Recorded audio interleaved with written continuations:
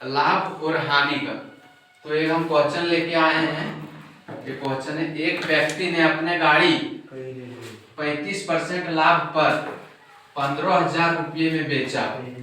वह उसे कितने रुपये में बेचता कि उसे 10% की हानि होती। तो यहाँ पूछ रहा है कि 35% में एक गाड़ी था, उसको 35% लाभ लेकर उसको 15,000 रुपये में बेच दिए। अगर वो गाड़ी को हम 10% हानि करके बेचते हैं तो कितना होता। तो जैसे उसका फार्मूला एक होता है। तो यहाँ मेरा क्या पूछा गया, पहली बार का दिया हुआ है, ठीक है, ये पहली बार का दिया हुआ है मेरा 15,000, और पूछ रहा है कि इसका यहाँ दूसरी बार का। तो इसका फार्मूला होता है दूसरी बार बराबर विक्रय मूल्य, ठीक है।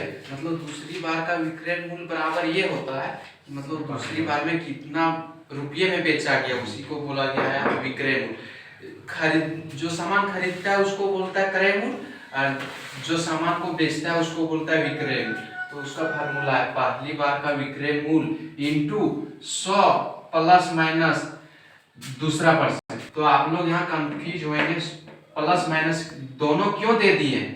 तो यहाँ इसीलिए दिए हैं, अगर हमको यहाँ पूछता, जैसे पूछा गया है कि नहीं, यहाँ 35% का लाभ है और यहाँ 10% का हानि पूछ रहा है। तो हानि जहाँ पूछेगा भाई वहाँ माइनस देंगे, और अगर यहाँ लाभ जहाँ लाभ पूछेगा वहाँ प्लस का चिन्ह देंगे।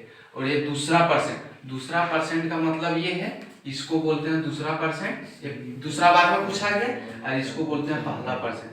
तो दूसरा परसेंट, तो पहली बार का विक्रय मूल्य इंटू यहाँ होगा 100 माइनस हो जाएगा, क्यों, यहाँ 10% का हानि पूछा है, इंटू दूसरा परसेंट का यहाँ हो जाएगा, उसके बाद बटा 100 प्लस माइनस। आप लोग यहाँ तो समझ गए होंगे ऊपर की थ्रू से 100 प्लस माइनस पहला परसेंट। तो यहाँ पहला परसेंट क्या है दोस्तों, 35, ठीक है।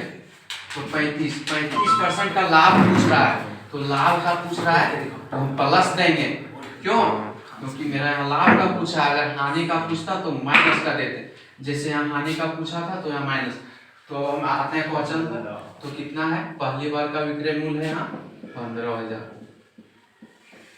इंटू, ये तो समझ गए क्या लिखे हैं सो, ठीक है।